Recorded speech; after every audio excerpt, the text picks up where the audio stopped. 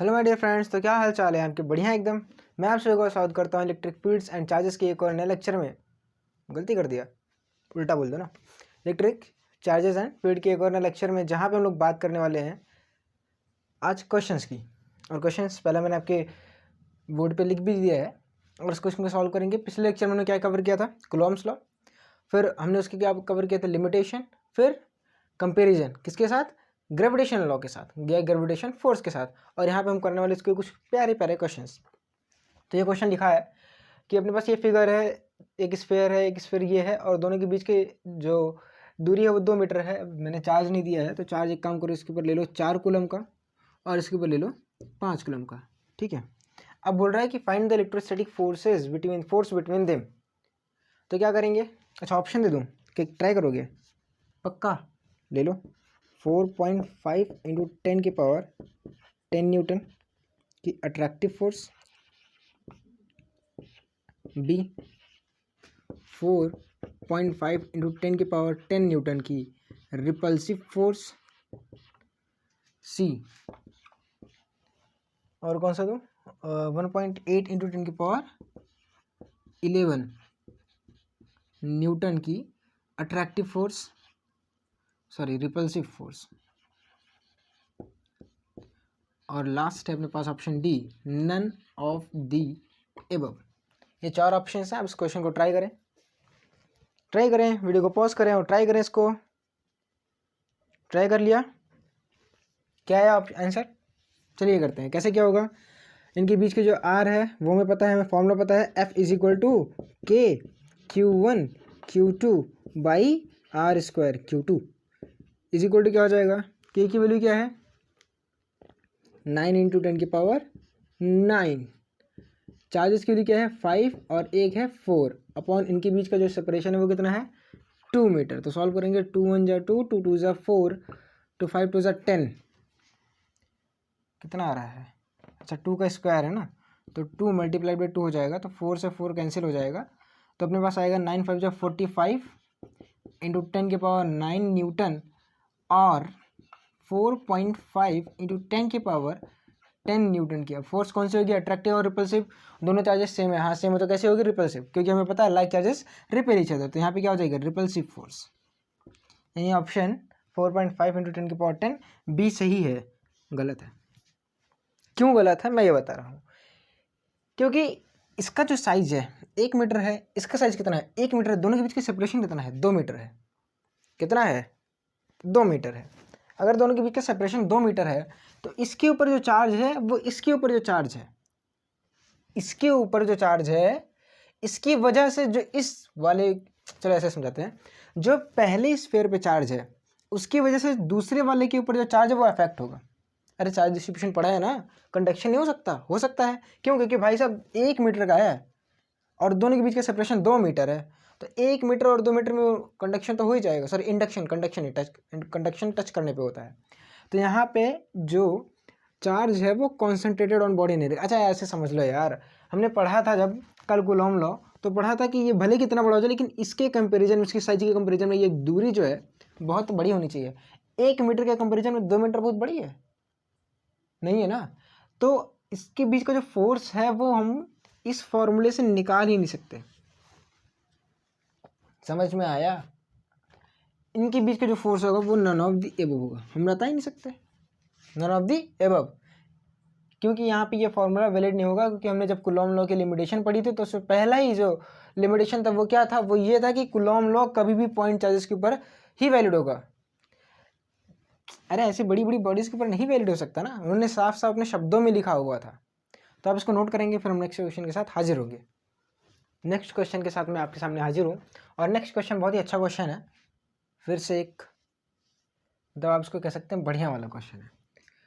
A charge Q is divided into two parts such that S dot T dot, मतलब such that electrostatic force between two parts is maximum, find the charge on each part। ये question very common question है ना, बहुत ही common question है। सबकी notes में आपको मिल सकता है अगर आप तैयारी करते हो IIT JEE की, तो मतलब लगभग सारी कोचिंग्स में मिल सकता है। क्योंकि मैंने जहाँ पे तैयारी की थी उन सारे कोचिंग्स के टीचर्स ये करा रहे थे, जो अच्छे टीचर्स थे वो। क्योंकि मैंने जहाँ पे कोचिंग की थी वहाँ के बढ़िया टीचर्स के पास मैंने कोचिंग की थी ना। क्यों इतनी पढ़ाई करता रहता हूँ। मैं आपको ये फील दिलाता हूँ कि जो मैं लिखा रहा हूँ वो एक लेवल पे है। मैंने कोचिंग की तैयारी कानपुर में की थी, तो वहाँ के लेवल से मैं आपको थोड़ा सा मैच कराने की कोशिश कर रहा हूँ, ठीक है। तो एक charge Q is divided into two parts such that electrostatic force between two parts is maximum, find the charge on each part. बोल रहा है अपने पास एक चार्ज Q था, इस चार्ज Q के दो हिस्से किए गए और दो हिस्से करने के बाद इनको कुछ दूरी पर रख दिया गया। अब दूरी के बारे में मेंशन नहीं है, तो हम मान लेते हैं इसका एक टुकड़ा कर लेते हैं। एक मान लेते हैं इस Q स्मॉल Q, तो दूसरा क्या हो जाएगा Q माइनस Q, क्योंकि हमें पता है चार्ज कंजर्व होगा तो नेट चार्ज कितना होना चाहिए Q। ये कैसे किया? हमने कंजर्वेशन ऑफ चार्ज से किया। हमें क्योंकि चार्ज की प्रॉपर्टी पता है कि जो चार्ज है किसी बॉडी पे वो कंजर्व होता है, कांस्टेंट होता है, तो इस बॉडी पे जो चार्ज है वो Q होना चाहिए। देखो Q आएगा कि नहीं आएगा, टोटल चार्ज मैं पूछूंगा तो अब बोला ये एक चार्ज है, ये एक चार्ज है, दोनों को एक हिस्से पर रख दिया, मतलब इसके दो टुकड़े किए और एक को किसी दूरी पर रख दिया गया है। तो मान लेते हैं इसको Q1, इसको मान लेते हैं Q2, तो ये हो गया Q2 और ये हो गया Q1। तो इस एक Q1 था और एक Q2 था, इनको किसी दूरी पे रख दिया गया, मान लेते हैं R दूरी पर रखा गया। अब बोल रहा है इनके बीच का जो फोर्स है वो मैक्सिमम है, यानी जो फोर्स है वो क्या है, मैक्सिमम है, ऐसे रखा गया है। मतलब इनके दो ऐसे टुकड़े किए गए हैं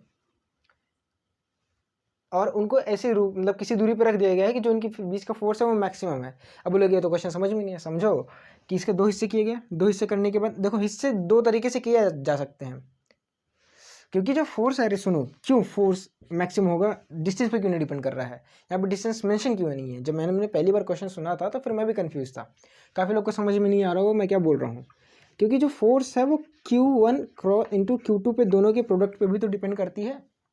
किसी भी दूरी पर रख दो, दूरी यहाँ पे मतलब आप वेरी करा सकते हो लेकिन वो फोर्स मैक्सिमम रहेगी। समझना भाई, मैं आपको समझाने की कोशिश करता हूँ। अच्छा आप ज़्यादा मत समझो, ज़्यादा इतना समझो कि दो चार्जेस, एक चार्ज था उसके दो टुकड़े किए गए, एक हमने माना है Q1, एक माना है Q2, उसकी वैल्यू ऊपर लिखी गई है, इनको किसी दूरी पे रख दिया गया है, ये Q1 हो गया और ये Q2 हो गया। अब किसी दूरी पे रखने के बाद जब देखा गया जो फोर्स है वो इन दोनों के बीच का मैक्सिमम है, ऐसे टुकड़ा किया, तो इनको कैसे टुकड़ा किया गया है, मतलब इनके मैग्नीट्यूड कितना है। तो हमें पता है अगर इनको ऐसे रखा गया तो इनके बीच का जो फोर्स है वो होगा KQ1 Q2 बाई R²। अरे हाँ कि ना, हाँ भाई हमको पता है कूलम्ब्स लॉ से फोर्स है, यानी जो फोर्स है उसको थोड़ा सा और हम लिख सकते हैं तो हो जाएगा KQ into capital Q minus Q upon R²। इसको थोड़ा सा और हम सॉल्व कर सकते हैं तो मिलेगा हमें KQQ by R² minus of KQ² upon R²। हम यहाँ पे बात करते हैं फोर्स की, तो फोर्स की जो वैल्यू मिली हमें मिली K/R², अंदर में मिला QQ माइनस Q², हमें इसकी ज़रूरत पड़ेगी। अब बोला जा रहा है ये जो फोर्स है, ये जो फोर्स लग रही है वो मैक्सिमम है। अब मैक्सिमम मिनिमम आपको याद होना चाहिए कि अगर किसी भी चीज़ को हमको बताना है मैक्सिमम है तो क्या करते हैं, हाँ उसका डिफरेंशिएशन कर देते हैं, और डिफरेंशिएशन ऐसे करते हैं DF अपॉन D, जो वेरिएबल है, वेरिएबल क्या है, Q है कि R है, नहीं Q है, वो होना चाहिए 0। एक कंडीशन और होती है वो अभी अब यहाँ पे हमको ज़रूरत नहीं है, एक बार और इसका डिफरेंशिएशन करते हैं, लेकिन यही अपना काम हो जाएगा। तो यहाँ से आपको डिफरेंशिएशन आना चाहिए, हमको DF अपॉन DQ का डिफरेंशिएशन करना है और इसको 0 के इक्वल करना है, तो हम यहाँ पे इसका डिफरेंशिएशन करेंगे। तो कैसे करते हैं, DF upon DQ is equal to क्या हो जाएगा, अच्छा यहाँ पे करते हैं, ये समझ में आया। फॉर मैक्सिमम हमें क्या दिखाना होगा, DF upon DQ is equal to 0। तो हम यहाँ पे थोड़ा सा आ जाइए क्योंकि वहाँ पे जगह ताकि हमको मिल जाए। तो DF अपॉन DQ की वैल्यू हमको 0 करनी है, जिसका मतलब है DQ ऑफ ये जो पूरा फंक्शन है ये, इसका डिफरेंशिएशन करना है, यानी K/R² capital Q into small Q minus small q का स्क्वायर। अब बताइए डिफरेंशिएशन करते टाइम जो चीज़ें कांस्टेंट रहती हैं वो बाहर चली जाती हैं, कांस्टेंट टर्म मल्टीप्लिकेशन वो बाहर चला आएगा। अब ये रूल है, तो एक मिनट मुझे देखने दीजिए, पीछे नीचे दिख रहा है कि नहीं दिख रहा है, तो यहाँ पे आ जाइए थोड़ा सा। तो यहाँ पे क्या हो जाएगा, DQ ये इक्वल 0 है, DQ ऑफ, अब देखिए K/R² बाहर लिखना है, फिर क्या करना है, डिफरेंशिएशन करना है, और डिफरेंशिएशन इस फंक्शन का करना है, मैथमेटिक्स। तो DQ ऑफ अब देखिए डी डी क्यू ऑफ किसका करना है, क्यू इंटू स्मॉल क्यू का minus D D Q of Q square is equal to 0। तो 0 हो गया, ये 0 हो गया ना। अब इसका डिफरेंशिएशन करना आता है, ये क्यू का डिफरेंशिएशन क्या हो जाएगा 1, तो यहाँ पे हो जाएगा capital Q minus 2q is equal to 0, और यहाँ पे आ जाइए q is equal to 2q और q is equal to q/2। यानी अगर दो चार्जेस को, यहाँ से हमें एक रिजल्ट पता चलता है और इस रिजल्ट का कहीं ना कहीं क्वेश्चन में यूज भी कर लिया जाता है। आगे आपको कुछ ऐसे क्वेश्चंस मिलेंगे अगर आप प्रैक्टिस करोगे तो ये क्वेश्चन हमसे क्या कहा कि एक चार्ज था, उसके दो हिस्से किए गए, दो हिस्से ऐसे किए गए कि उनके बीच का फोर्स देखा गया मैक्सिमम आ रहा था। तो बताओ उनके कैसे टुकड़े किए गए, उनके हिस्से कैसे किए गए। तो हिस्सा ऐसे किया जाए कि तभी मैक्सिमम आएगा जब इन दोनों को बराबर हिस्से में मतलब बांट दिया जाए, आधा आधा। अगर आप इसको किसी और रेशियो में बांटोगे तो नहीं आएगा। समझ रहे में आया, समझ रहे हो कि अगर इसके दो बराबर हिस्से करोगे तभी इनके बीच का जो फोर्स है वो मैक्सिमम होगा, अन्यथा नहीं होगा। अब लोग पक्का, हाँ पक्का। अब आपको भरोसा ना तो आप दूसरे तरीके से कर सकते हो, लेकिन मुझे मैथमेटिक्स पे पूरा भरोसा है, तो मैं तो दोबारा से ट्राई करने वाला नहीं हूँ। हालांकि मैंने अपने टाइम पे किया था, लेकिन यहाँ पे नहीं करने वाला हूँ। आप अपने हिसाब से करिएगा, यहाँ पे कुछ वैल्यूज़ लीजिएगा, आप ट्राई करिएगा, आपको मिल जाएगा। मैं आपको बताऊँगा कैसे अभी ट्राई करना, तो आप इसको नोट करिए। मैं आपको उसका एक्सप्लेनेशन दे देता हूँ कैसे आपको कैसे करना है। तो क्वेश्चन नंबर जो था उसका एक्सप्लेनेशन, मतलब आप उसको कैसे ट्राई कर सकते हो। मान लीजिए आपके पास था 8 कूलम का चार्ज। अब 8 कूलम का चार्ज है, इसको ऐसे तोड़ा गया कि इसके इनके बीच का जो फोर्स है, दो जो चार्जेस में तोड़ा गया उनके बीच का जो फोर्स है वो मैक्सिमम है। इसको कैसे टुकड़े कर सकते हो आप। अपने पास देखो कितने हैं, एक या तो 1 कूलम दे दो, 2 कूलम, 3 कूलम, 4 कूलम, ठीक है। इससे ज़्यादा तो नहीं हो सकता। क्यों? क्योंकि अगर 1 कूलम दिए तो यहाँ पे कितना हो जाएगा 7 कूलम, यहाँ पे 6 कूलम, यहाँ पे 5 कूलम, यहाँ पे 4 कूलम। अब इसके आगे जो भी करोगे वो इन्हीं में से एक हो जाएगा। तो अब आप इनके बीच का फोर्स ले लो भाई, दूरी किसी भी दूरी पर रख दो, मतलब एक दूरी मान लो उसी दूरी पर रख दो। तो हम मान लेते हैं आर की वैल्यू 1 मीटर है से माना, तो फोर्स क्या हो जाएगा F is equal to K Q1 Q2, और Q1 Q2 पे डिपेंड कर रहा है, तो हमें पता है कि F is proportional to Q1 Q2। अब दोनों का मल्टीप्लिकेशन जिसमें मैक्सिमम आएगा वही तो होगा, और मल्टीप्लिकेशन देखो इसमें मैक्सिमम आ रहा है, यहाँ पे आएगा 7, यहाँ पे आएगा 12, यहाँ पे आएगा 15 और यहाँ पे आ रहा है 16। तो यानी F is proportional to multi product, और प्रोडक्ट इसमें ज़्यादा रहा, इसमें जब आधा आधा करते हो। समझ में आया नहीं आया। दो नंबर्स को मल्टीप्लाई करना, मतलब मैथमेटिक्स छोड़ो, मैं नहीं बता रहा, अब आपको समझ में आ गया होगा। पक्का समझ में आ गया। अब मेरे पास जो नेक्स्ट क्वेश्चन है वो थोड़ा सा आपको परेशान करने वाला है। ये क्वेश्चन समझ में आया था ना, तो वो जो क्वेश्चन है मैं लिखूंगा नहीं, मैं उसको आपको बना के बताऊंगा, समझाऊंगा, फिर आप उसको करिएगा, क्योंकि लिखने में बहुत ज़्यादा टाइम जाने वाला है। तो अपने पास थे दो चार्जेस और एक रस्सी थी, नहीं दो चार्जेस थे, एक रस्सी थी, नहीं दो चार्जेस दो रस्सी थी, बार बार गलत चीज़ बोल रहा था। और एक था टांगने वाला, यहाँ पे कोई हिंज था, हमने क्या किया उस रस्सी को ऐसे टांगा, उस रस्सी में एक चार्ज बांध दिया, ठीक है, एक रस्सी में इसको बांध दिया और उस रस्सी में एक चार्ज बांध दिया, ठीक है। अब कहानी में थोड़ा सा ट्विस्ट लाते हैं कि इसके ऊपर क्यू भी चार्ज है, इसके ऊपर भी क्यू चार्ज है, इसके ऊपर जो मास है वो m है, इसके ऊपर जो मास है वो m है। ये लाइट को क्या हो गया, ठीक है, इसके ऊपर जो मास है इसके ऊपर जो मास है m है। अब आप मुझे ये बताइए क्या ये दोनों इसी पोजीशन पर रहेंगे? नहीं, क्यों? क्योंकि भाई साहब लाइक चार्जेस हैं, हाँ, और क्या करेंगे रिपेल करेंगे, और रिपेल करने के बाद ये कुछ ऐसी पोजीशन पर जाएंगे जहाँ पे ये ऐसे रुक जाएंगे, ऐसे कुछ पोजीशन पे जाके रुक जाएंगे। ये क्यू चार्ज है, ये क्यू चार्ज है, और ऐसे रुके जाके कि इनके बीच का जो एंगल है वर्टिकल से वो थीटा था। कैसा था? थीटा था। तो हमसे पूछा गया भाई बता दो क्यू की वैल्यू कितनी है, क्यू की वैल्यू कितनी है, मतलब हाँ स्ट्रिंग की लेंथ कितनी है, एल है, ठीक है, स्ट्रिंग की लेंथ कितनी है, एल है, ये एंगल थीटा, यानी ये लेंथ एल है, ये लेंथ एल है, स्ट्रिंग की लेंथ एल दी गई है, इसका मास एम दिया गया है, इसके ऊपर जो चार्ज है वो क्यू दिया गया है, और जो वर्टिकल से एंगल बना रहे हैं वो कितना है, थीटा है। बोला गया बता दो इनके बीच का चार्ज, नहीं हाँ इनका चार्ज, इनके बीच का चार्ज नहीं, इनका चार्ज। क्या मैं सही हूँ? एक बार मुझे देखने दीजिए। Two identical small charge sphere each having mass m hanging in equilibrium as shown, the length of each string is L and the angle made by any string with vertical exam। सही question मैंने explain किया आपको, तो आपको ये question try करना चाहिए। अच्छा क्वेश्चन है, बहुत ही अच्छा क्वेश्चन, अच्छी बुक्स में आपको मिलता भी है, तो ट्राई करें, वीडियो को पॉज करें, क्वेश्चन को ट्राई करें। कर लिया 1 2 3 4 5 इन स्टाइल ऑफ अलेक्सर, है ना। तो चलिए हो गया। अब बताइए ये स्ट्रिंग जाके यहीं पे क्यों रुकती है, मतलब इसी पोजीशन में क्यों रुकी? क्योंकि यहाँ पे जो फोर्स है वो क्या हो गया, बैलेंस हो गया, क्योंकि यहीं पे जाकर रुकने का इसके पीछे यही रीज़न है। अब बैलेंस क्यों हो जाएगा? क्योंकि इसके ऊपर जो फोर्स लग रहा है, इस चार्ज के ऊपर एक फोर्स ये लग रहा होगा, कौन सा, इलेक्ट्रोस्टैटिक फोर्स। इसका वेट नीचे लग रहा होगा, कौन सा, mg।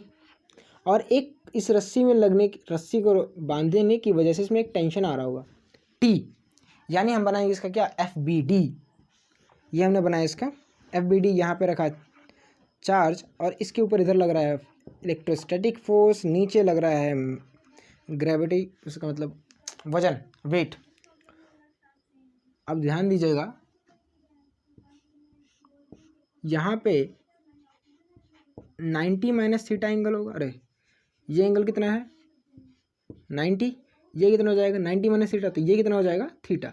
यानी यहाँ पे जो एंगल है टेंशन वो बना रहा है थीटा, ये एंगल क्या हो जाएगा थीटा। तो टी के दो कंपोनेंट्स करिए, क्या हो जाएगा T cos theta T sine theta.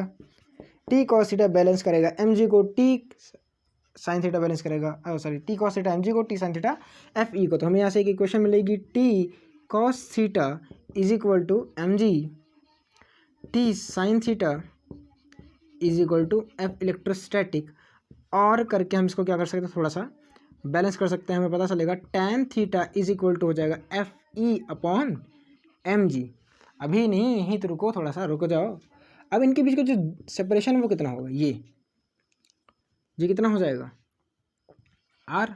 अब आर की वैल्यू हमें तो हमने अपने आप से मानी है, आर की वैल्यू हमने अपने आप से मानी है, और हमें किसके टर्म में पता चलनी चाहिए, एल के, क्योंकि एल ही तो लेंथ एक दी गई है, क्योंकि टर्म से तो पता नहीं चलेगा। तब कैसे पता चले, क्या करें क्या करें क्या करें? तो हमें पता चला ये बन रहा है एक राइट एंगल ट्राइंगल। अब राइट एंगल ट्राइंगल में हमें पता है क्या, ये पता है, ये एंगल पता, तो हमें ये पता चल जाएगा, समझे कुछ? तो लगा दो, यहाँ पे क्या हो जाएगा, ये हो जाएगा एल साइन थीटा, और ये हो जाएगा एल साइन थीटा। ओह मतलब क्या है, मतलब ये है कि आर की वैल्यू आ रही है 2 times of L sine theta. अच्छा इस एल को स्मॉल ले लेते हैं, लिखने में बार बार दिक्कत हो रही है, तो 2l साइन थीटा हो जाएगा। अब हम लिख सकते हैं एफ ई की वैल्यू, तो हमें पता चलेगी यहाँ से tan theta multiplied by M G is equal to F E की वैल्यू क्या हो जाएगी, K Q square upon R square, यानी 2l साइन थीटा का होल स्क्वायर। समझ में आया? अब देखो मेरी इसमें कोई गलती नहीं, ये एग्जैक्टली कैलकुलेशन, और मैंने आपको पहले बताया था एक प्रोसेस पकड़नी है आपको, उसके बाद इलेक्ट्रोस्टैटिक खत्म हो जाती है। ये इलेक्ट्रोस्टैटिक नहीं है, ये प्योर इलेक्ट्रोस्टैटिक खत्म हो गई है। अब ये तो 11 घुस गया है ना, मैकेनिक्स। अब ऐसे अच्छे क्वेश्चन ऐसे ही तो बनते हैं। अब भाई बड़ा सोच रहे हो तो फिर कुछ बड़े क्वेश्चन तो मिलेंगे ही। अब यहाँ पे आ जाओ, tan theta multiplied by sine square theta हो जाएगा, तो हमें मिलेगा 2l साइन थीटा का whole square into M G. अच्छा बाई के क्या हो जाएगा, अपॉन के इज इक्वल टू हो जाएगा क्यू स्क्वायर। अब आपको ये बहुत गंदी सी इक्वेशन दिख रही होगी, ये मैंने आपको तरीका बताया है, यहाँ पे आपको यहीं से आपको वैल्यूज पता चलनी शुरू हो जाएंगी। आपको tan थीटा की वैल्यू दी गई रहेगी, आप tan साइन थीटा की वैल्यू निकाल लोगे, एल की वैल्यू दी गई रहेगी, एम और जे की वैल्यू आपको पता है, के की वैल्यू आपको पता होगी 9 × 10 की पावर 9, और आपको पता चल जाएगी 4 पाई एप्सिलॉन नॉट। तो यहाँ पे हो जाती है के इज इक्वल टू क्या हो जाता है 1/4 पाई एप्सिलॉन नॉट, इसको के ही रहने देते हैं। तो आप यहाँ से इसकी भी क्यू की वैल्यू निकाल सकते हो। क्वेश्चन आसान था। तो पता है जब मैं ऐसे सामने वाले बच्चों को पढ़ाता था तो वो पता है क्या करते थे, कहते ये थे जब आप कराते हो तो आसान लगता है, लेकिन जब आप पहली बार देते हो ना तो आसान नहीं लगता है। जब तक आप कराते हो तो आसान लगता है। तो मैं आपसे भी, आप लोगों में से भी काफ़ी लोग यही सोच रहे होंगे, तो मैं आपसे यही कहूँगा कि अगर आपको ऐसा लग रहा है तो फिर आपको थोड़ी सी आपको निराश नहीं होना है, क्योंकि आप पहली बार ये क्वेश्चन कर रहे हो, ठीक है। ऐसा थोड़ी ना है, पहली बार मिल रहे हो आप, लेकिन इसके बाद अगर आपको ऐसे कोई क्वेश्चन मिलते हैं तो आपको सोचना आना चाहिए। समझ में आई बात? आपको निराश नहीं होना है कि ये क्वेश्चन मेरे से नहीं हुआ, मैं तो बहुत कमज़ोर हूँ। नहीं, ऐसा नहीं होता है, ठीक है। तो पहली बार है तो पहले अटैम्प्ट भाई सब लोग हिचकिचाते हैं। नोट करिए इस क्वेश्चन को। अब हम लोग चलते हैं एक और नए टॉपिक पर, ठीक है, जिसका नाम है Coulomb's law in vector form. Coulomb's law in vector form. अब इसकी खासियत पता है क्या है? अब इससे हम 3D के जो क्वेश्चन हैं ना वो बड़े आसानी से कर सकते हैं। मैं आपको बताऊंगा Coulomb's law in vector form. अच्छा, वेक्टर फॉर्म में क्या हो सकता है? क्योंकि अब देखिए मैं आपको समझाता हूँ, थोड़ा सा समझिएगा। हम एक पोजीशन वेक्टर मान लेते हैं, ये ओरिजिन है। क्या होता है? ये ओरिजिन है। यहाँ पे एक पॉइंट है, एक मिनट में पहले यहाँ पे बताता हूँ, ठीक है। जहाँ पे चार्ज हमने रख दिया, यहाँ पे एक चार्ज रख दिया। मान लेते हैं एक को Q1 मान लेते हैं और एक को Q2 मान लेते हैं, ठीक है। अब बताइएगा ओरिजिन से मान लेते हैं यहाँ तक की जो दूरी है उसको मान लिया गया R1। क्या है? R1 वेक्टर, ठीक है। इसको मान लेते हैं OP और इसको बोल देते हैं Q पॉइंट। तो यहाँ से इसकी जो दूरी है वो मान लेते हैं R2 वेक्टर, ठीक है। ये OP वेक्टर ऐसे डिनोट होते हैं क्योंकि पोजीशन वेक्टर है। आपने 11th में वेक्टर चैप्टर में पोजीशन वेक्टर पढ़ा होगा, नहीं पढ़ा होगा तो एग्जैक्टली ऐसे पढ़ाया जाता है जैसे मैं बोल रहा हूँ। यहाँ से क्या करते हैं, किसी भी चीज़ की पोजीशन वेक्टर बताने के लिए हम लोग क्या करते हैं, ओरिजिन से एक वेक्टर ड्रॉ करते हैं। उस पॉइंट पे ओरिजिन से एक वेक्टर ड्रॉ किया, OP वेक्टर। अब बताइएगा हमने क्या किया, इसको P और Q को ज्वाइन कर दिया, P और Q को ज्वाइन कर दिया और इसकी वैल्यू हमने बोल दी R वेक्टर। क्या है? R वेक्टर है। अब मैं बोलूँ इस चार्ज की वजह से इसके ऊपर कितना फोर्स लग रहा होगा, तो ऑब्वियस सी बात है फोर्स ऑन 2 ड्यू टू 1 लिखते हैं हम लोग। तो इसकी वजह से मान लेते हैं ये दोनों चार्जेस सेम है, तो इसकी वजह से फोर्स किधर लगेगा? इधर लगेगा। ये Q को मैं यहाँ पे लिख देता हूँ। तो फोर्स ऑन 2 ड्यू टू 1 इधर रहेगा कि नहीं रहेगा? ऑब्वियस सी बात है, रिपल्सिव फोर्स है तो अवे रहेगा, लाइन ज्वाइनिंग देम लगता है। तो फोर्स ऑन 2 ड्यू टू 1 इधर हो गया। अब मैं बोलूँगा force on 1, force on 2 due to 1, और फोर्स ऑन 2 ड्यू टू 1 क्या हो जाएगा? वो इधर हो जाएगा। फोर्स ऑन 1 ड्यू टू 2, ये लिखने का तरीका है, ऐसे लिखा जाता है, ठीक है। अब इसको हम और आप चेंज नहीं कर सकते हैं। बहुत बढ़िया। अब आगे बात करते हैं। हमको बताना है फोर्स इन वेक्टर फॉर्म। तो हमें पता है कि जो फोर्स है वो एक वेक्टर क्वांटिटी है, इसका एक मैग्नीट्यूड होता है और एक इसकी डायरेक्शन होता है। हमें पता है मैग्नीट्यूड और एक मिनट मैग्नीट्यूड तो हमें पता चल गया है, KQ²/R² होता है, लेकिन मतलब KQ1 Q2/R² होता है। लेकिन किसी भी वेक्टर की डायरेक्शन बताने के लिए हम लोग एक यूनिट वेक्टर लिखते थे और उसको लिखने का तरीका होता था कैप से, F कैप। ये हो जाएगा। अरे यही तो होता था भाई सब फोर्स की डायरेक्शन बताने के लिए। अब ध्यान दीजिए कि जो फोर्स लग रही है वो R वेक्टर की ही डायरेक्शन में होगी, या तो उसके डायरेक्शन में, या तो उससे अपोजिट होगी। यानी हम जो डायरेक्शन है वो R वेक्टर के रिस्पेक्ट में दे सकते हैं। अब ध्यान दीजिएगा, जो इसका मैग्नीट्यूड है वो तो हमें पता है कि Q1 Q2 बाई इनके बीच का दूरी कितना है R। तो यहाँ पे क्या हो जाएगा, R का मैग्नीट्यूड का स्क्वायर। ये तो हमें पता चलेगा इसका मैग्नीट्यूड है। डायरेक्शन क्या है? अगर हम बात कर रहे हैं force on Q due to 1, force on 2 due to 1, तो क्या है? R वेक्टर की डायरेक्शन में है कि नहीं है? हाँ कि ना? हाँ। तो यहाँ पे ये हो जाएगा R कैप। जो डायरेक्शन है R वेक्टर की वही डायरेक्शन है फोर्स ऑन 2 ड्यू टू 1 की, यानी जो R कैप की डायरेक्शन है वही होगी F की डायरेक्शन। समझ में आई बात? बहुत बढ़िया। हमें पता है कि जो कैप है वो लिखते कैसे, मतलब कैप क्या होता है, एक यूनिट वेक्टर होता है, ठीक है। अब यूनिट वेक्टर को कैसे लिखते हैं? यूनिट वेक्टर को जो फॉर्मूला होता है वो होता है वेक्टर अपॉन उसके मैग्नीट्यूड से डिवाइड कर देने वाला। क्योंकि अब आप ध्यान दीजिएगा, मतलब मैं इसको क्यों लिख रहा हूँ ये क्या बताता है? डायरेक्शन बताता है। चलिए मैं इसको वेक्टर में बता चुका हूँ, तो फिर मैं दोबारा नहीं एक्सप्लेन करूँगा, आपको पता होगा ये। तो ये डायरेक्शन बताता है, और डायरेक्शन का जो फॉर्मूला होता है किसी भी कैप का, तो उसका ये ऐसे दिया जाता है। ये समझ में आया? That's it. अब यहाँ पे आप आइए, तो क्या हो जाएगा, KQ1 Q2 by R cap के मॉड का स्क्वायर इंटू क्या लिख सकते हैं, R vector upon mod of R. आप इसको थोड़ा सा और सॉल्व करेंगे तो मिल जाएगा KQ1 Q2 upon mod of R का क्यूब इंटू आर वेक्टर। समझ में आई बात? आसान था। अभी थोड़ा सा रुकिए, आर वेक्टर की वैल्यू हमें पता ही नहीं है, क्योंकि हमें तो R1 और R2 पता है ना, पोजीशन वेक्टर। अब ये कैसे पता चलेगा, तो हम लगाएंगे ट्राइंगल लॉ ऑफ एडिशन। अब देखो ट्राइंगल लॉ ऑफ एडिशन में क्या होता है, जो एक तरफ रहता है, मतलब क्या है देखो, अच्छा मैं आपको ट्राइंगल लॉ ऑफ एडिशन से आप ध्यान दीजिएगा, जिनकी डायरेक्शन एक तरफ होगी घुमाने की, वो एक तरफ ले लो। जैसे यहाँ पे ये R1 और R की जो डायरेक्शन है घुमाने की, रोटेशन, वो एक तरफ है, इज इक्वल टू R2। अच्छा आप देखिए, घुमाने की दो डायरेक्शन होती है, एक होती है एंटी क्लॉकवाइज, एक होती है क्लॉकवाइज। एक होते हैं आंटी, एक होते हैं अंकल। तो एंटी क्लॉकवाइज को आंटी और अंकल को क्लॉकवाइज बोल देते हैं। तो आंटी को एक तरफ और अंकल को एक तरफ लिखने की आदत डाल लो, पॉलीगॉन में भी ऐसे ही करते हैं, ठीक है। तो यहाँ पे क्या हो गया, आंटी को एक तरफ किया, अंकल को एक तरफ क्या लिखना हमें चाहिए, आर कैप की वैल्यू, तो आर वेक्टर की वैल्यू सॉरी, तो हो जाएगी R2 minus R1। That's it. यहाँ पे वैल्यू पुट कर दो, तो क्या हो जाएगा, force on 2 due to 1 is equal to KQ1 Q2 by, इसका मैग्नीट्यूड क्या हो जाएगा, mod of R vector R2 minus R1 का cube into R2 minus R1।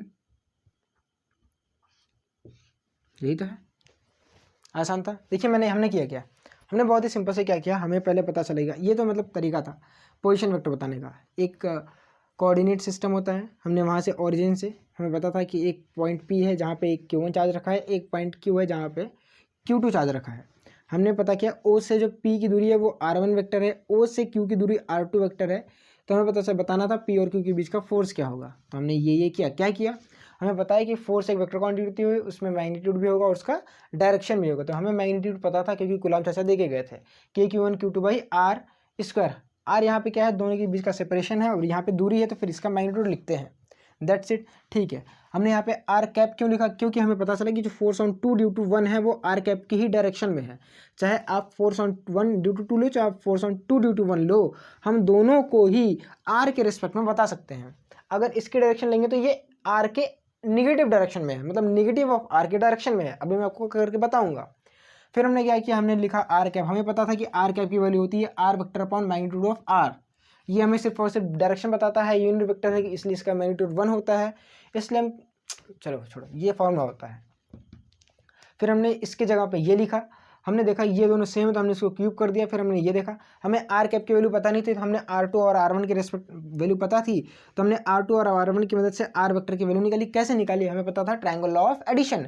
Triangle law of addition में हमें जाना नहीं था, हमने आंटी को एक तरफ किया और अंकल को एक तरफ कर दिया, और हमें आर वेक्टर की वैल्यू पता चल गई। यहाँ से हमने आर वेक्टर की वैल्यू यहाँ पे लेके रख दी, and that's it your Coulomb's law in vector form. समझ में आया? पक्का? तो नोट करिए। अच्छा आप बात करते हैं फोर्स ऑन 2 ड्यू टू 1 की, sorry force on 1 due to 2 की। एग्जैक्टली वो क्या होगी, अब हमको पता है फोर्स ऑन 1 ड्यू टू 2 की जो डायरेक्शन है वो एग्जैक्टली माइनस आर रहेगी, यानी मैग्नीट्यूड तो वही रहेगा KQ1 Q2 by mod of R का स्क्वायर, लेकिन जो डायरेक्शन है वो रहेगी माइनस ऑफ आर कैप की, यानी आर कैप की अपोजिट डायरेक्शन में। आर कैप की डायरेक्शन ये है तो negative of R cap, negative मतलब क्या होता है, उसका उल्टा, यानी ये हो जाएगी इसकी डायरेक्शन। अब हमको जहाँ पे क्या हो जाएगा, माइनस आर की वैल्यू रखेंगे तो यहाँ पे हो जाएगा मच्छर KQ1 Q2 अपॉन, अब माइनस आर की वैल्यू क्या हो जाएगी, यहाँ से आप करो, यहाँ से, तो यहाँ पे हो जाएगा mod of R cube into R vector. समझ में आई बात? हमने बस इस नेगेटिव को यहाँ पे शिफ्ट कर दिया है। अब बाकी ये क्या है, ये है फोर्स ऑन 2 ड्यू टू 1 है, हमने यहाँ पे इसकी वैल्यू पुट कर देनी है। तो यहाँ से आप देखो, मुझे दिख रहा है कि नहीं दिख रहा है आपको, थोड़ी सी जगह है तो थोड़ी सी जगह में मैं लिख देता हूँ। Force on 2 due to 1 is equal to negative of force on, मैं इसको थोड़ा सा उल्टा कर दिया, तो force on 1 due to 2 is equal to minus of force on 2 due to 1। और यही तो हमने पढ़ा था कुछ देर पहले, हमने यही तो पढ़ा था, समझ में आई बात। तो ये था आपका Coulomb's law in vector form. आप इसको नोट करेंगे, हाँ दिख रहा है बहुत एग्जैक्टली नीचे लिखा है। ठीक है, नोट कर लिया।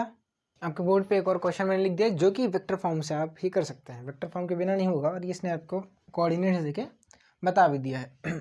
और दूसरी बात, जब भी आपको 3D का क्वेश्चन दिया जाए तो आप वेक्टर फॉर्म से करिए, वो आपको ज़्यादा आसान लगेंगे। तो क्वेश्चन क्या है, find the forces on force on a charge Q1 is equal to 20 microcoulomb due to the charge Q2 is equal to 10 microcoulomb if the position vector of charges are given as ये। अब कैसे करेंगे, तो basic से चलते हैं, आपको धीरे धीरे आइडिया हो जाएगा। ठीक है, तो हमें क्या दिया गया है कि कोऑर्डिनेट्स दिए गए हैं, एक चार्ज है, ठीक है, ये P पॉइंट है और P पॉइंट पे एक चार्ज रखा गया है -2, 1, 2, और एक पॉइंट Q है जहाँ पे एक चार्ज रखा गया है 2, 1, -1। अब बोल रहे हैं बताइए find the force on a charge Q1 due to Q2। मतलब हमें बताना क्या है कि जो P पे चार्ज रखा गया है Q के बेसिस के ऊपर फोर्स कितना होगा, हमें यानी बताना है फोर्स ऑन 1 ड्यू टू 2, इसकी वैल्यू बतानी है। तो हम क्या करेंगे, ये और ये कर देंगे, तो हमें पता चल जाएगा force on 2 due to force on 1 due to 2। तो ये ऑरिजिन था, और यहाँ पे मान लेते हैं कैसे था, आंटी को एक तरफ और अंकल को एक तरफ, यानी OQ vector plus of QP vector, PQ नहीं, QP vector is equal to OP vector. तो यहाँ पे हमें पता चलेगा QP vector is equal to होता है OP vector minus of OQ vector. अब OP माइनस OQ वेक्टर तो आपको पता होगा कि OP वेक्टर क्या है, -2i cap plus j cap plus 2 के कैप। यानी अगर आपसे बोला जाए OP वेक्टर क्या है, तो OP वेक्टर की वैल्यू क्या हो जाएगी, डायरेक्टली लिखें, QP vector is equal to OP vector क्या है, -2i cap plus j cap plus of 2 k cap minus OQ vector क्या है, 2i cap plus j cap minus minus minus minus minus minus minus minus k cap. तो यहाँ पे इसको solve कर सकते हैं, i को i के साथ ऐड कर दो, -2 यानी -4i कैप प्लस जे माइनस जे कैंसिल हो रहा है ना, प्लस जे माइनस जे, हाँ जे कैंसिल हो रहा है तो लिख सकते हैं प्लस जे माइनस जे।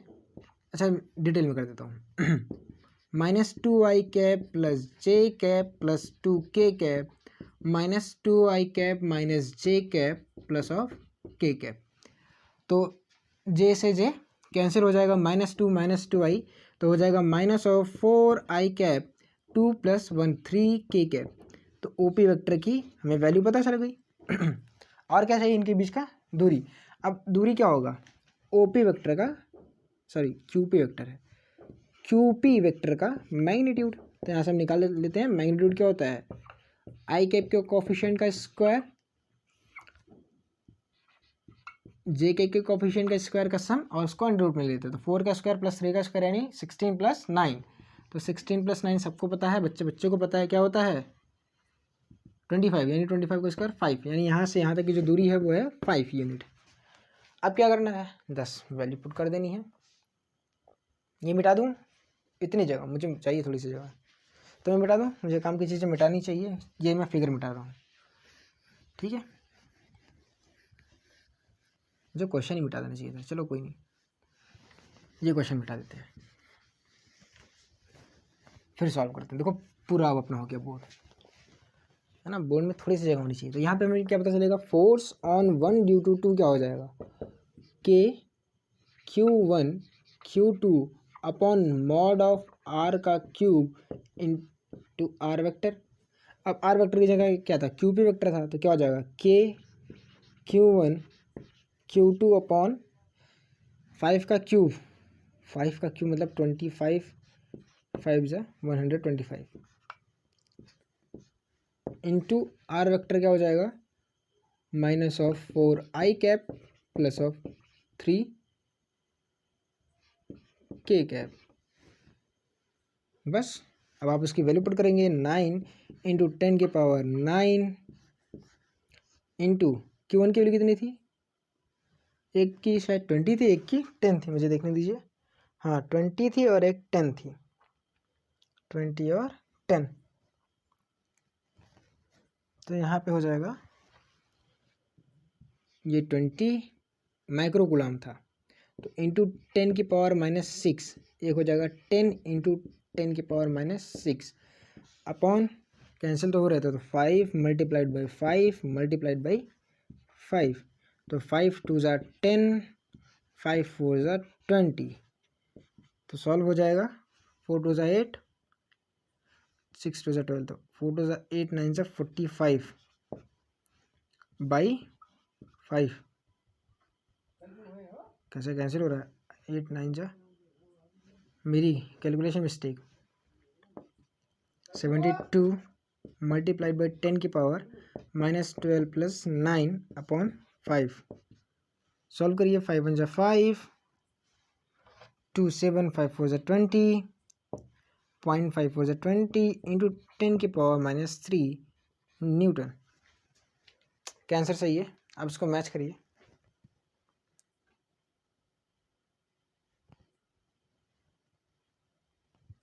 हो गया, मैं मैच करूँ क्या, मेरे पास आंसर नहीं, मेरे पास सिर्फ क्वेश्चन था।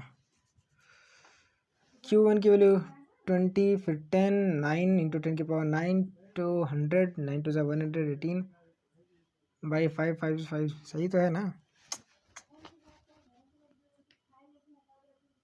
मुझे नहीं पता, तो फिर आप कमेंट करके बताइएगा कि ये क्वेश्चन का आंसर सही है कि गलत है, ठीक है।